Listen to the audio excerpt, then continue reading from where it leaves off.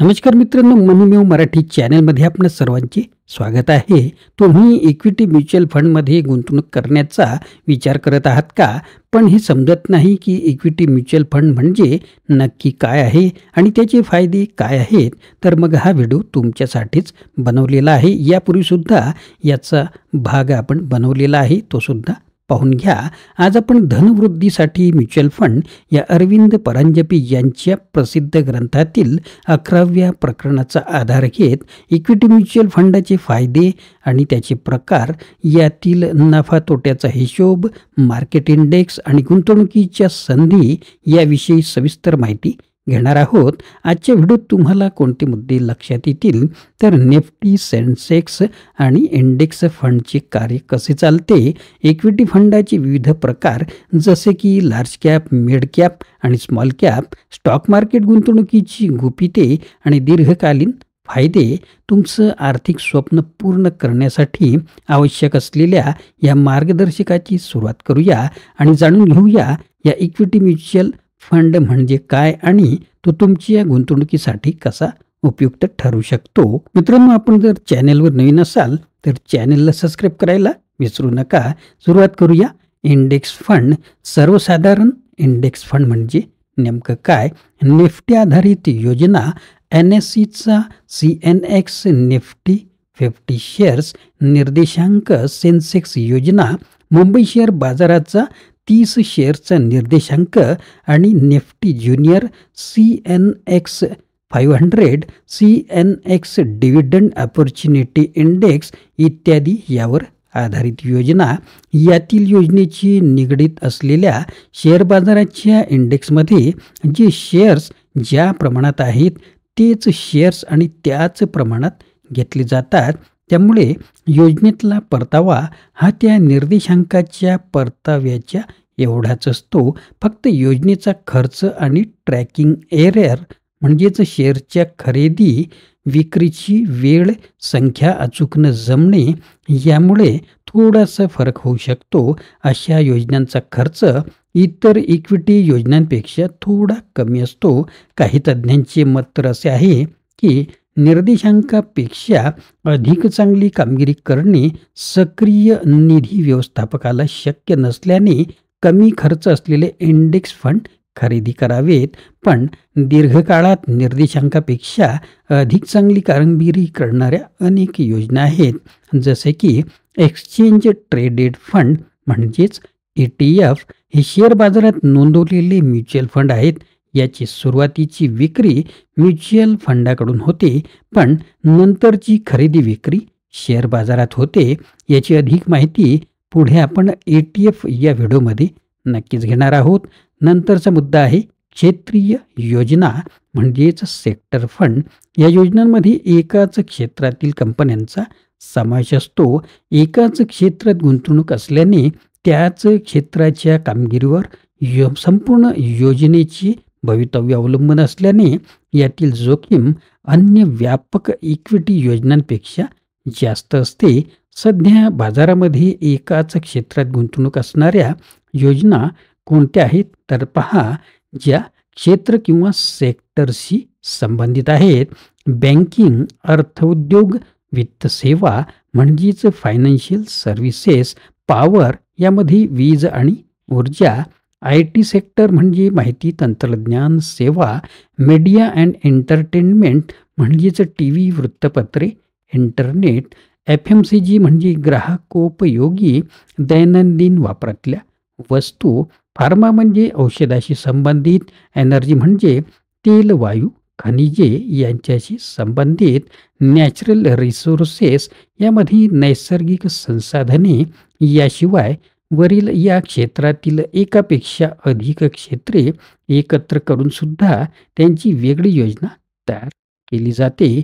नंतरचा मुद्दा आहे आपला कर बचत म्हणजेच टॅक्स सेव्हिंग.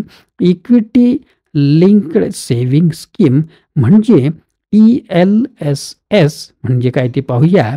आयकर कायद्याच्या कलम 80C प्रमाणे दरवर्षी 1.5 लाख रुपयापर्यंत रकमेची गुंतवणुकीला एकूण करपात्र उत्पन्नातून वजावट मिळते. यात अद्ययावत माहितीनुसार बदल झाले असतील तर ते आपण चेक करू शकता. त्या गुंतवणुकीमध्ये म्युच्युअल फंडाच्या ELSS वर्गातल्या योजनांचा सुद्धा समावेश आहे.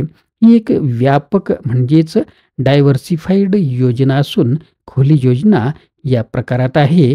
यात कधीही रक्कम घालता येते, पण या योजनेत घातलेली रक्कम 3 वर्ष काढता येत नाही.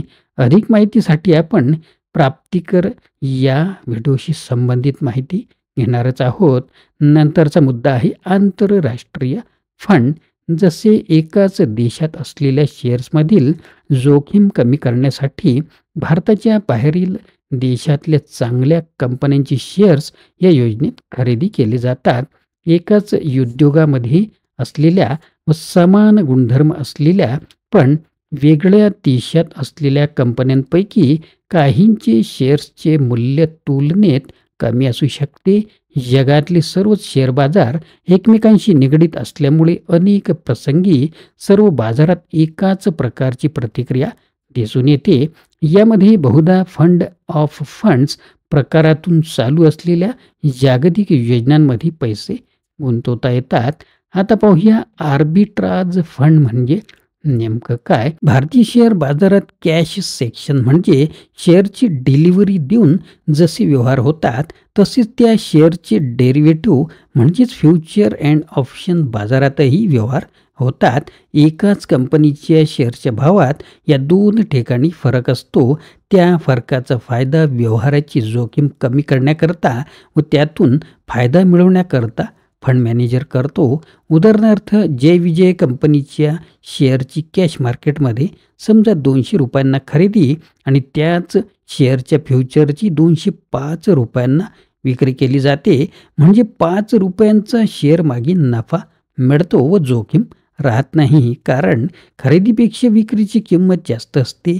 मात्र अशा तफावत असलेल्या कंपन्यांच्या उपलब्धतेवर यातील परतावा अवलंबून असतो. साधारणपणे सर्व इक्विटी योजनेमध्ये काही रक्कम योजनेच्या उद्दिष्टांनुसार रोखे किंवा मनी मार्केटमध्ये ठेवता येते, पण बहुतेक योजनांमध्ये सर्व रक्कम शेअर्समध्ये गुंतवावी असे धोरण अधोरेखित केले असल्याने फंड मॅनेजरला या व्यतिरिक्त स्वातंत्र्य नसते. हा मुद्दा लक्षात घेतला पाहिजे. आपण वेगवेगळ्या कंपन्यांचे म्युच्युअल फंडचे निरीक्षण करून ही गोष्ट समजून घेऊ शकतो. शेवटी या व्हिडिओतील महत्त्वाचे मुद्दे कोणते, तर इक्विटी योजनांची गुंतवणूक ही कंपन्यांचे शेअर्स म्हणजे समभाग, शेअर वॉरंट्स, डिपॉझिटरी रिसिट्स आणि डेरिव्हेटिव्ज अशा साधनांमध्ये केली जाते. इक्विटी योजना खुल्या आणि बंद अशा दोन्ही प्रकारांमध्ये असतात. इक्विटी योजनेत लार्ज कॅप योजना सर्वात कमी तर स्मॉल कॅप आणि सेक्टर योजनांमध्ये सर्वात जास्त जोखीम असते. योजनांच्या प्रकारांची तुलनात्मक जोखीम बघून मग त्यात गुंतवणूक केली पाहिजे. तर मित्रांनो, इक्विटी म्युच्युअल फंड म्हणजे काय आणि त्याचे फायदे काय आहेत हे आपण या व्हिडिओमध्ये समजून घेतले. इक्विटी म्युच्युअल फंड गुंतवणुकीसाठी एक प्रभावी साधन ठरते, ज्यामुळे दीर्घकालीन संपत्ती निर्माण करता येते. आता वेळ आली आहे तुमच्या आर्थिक उद्दिष्टांसाठी योग्य निर्णय घेण्याची. जर तुम्हाला हा व्हिडिओ उपयोगी वाटला असेल तर कृपया लाईक करा, तुमच्या मित्रांसोबत शेअर करा आणि अशाच महत्त्वाच्या विषयांवरचे नवनवीन व्हिडिओ पाहण्यासाठी आमचे चॅनलला सबस्क्राईब करा. तुमच्या गुंतवणुकीबाबत काही प्रश्न असल्यास ते कमेंट सेक्शनमध्ये जरूर विचारा. शेवटी गुंतवणुकीची गुपित आहे माहिती आणि शिस्त. तुमच्या आर्थिक यशस्वीतेसाठी शुभेच्छा. पुढील व्हिडिओत भेटूया. धन्यवाद.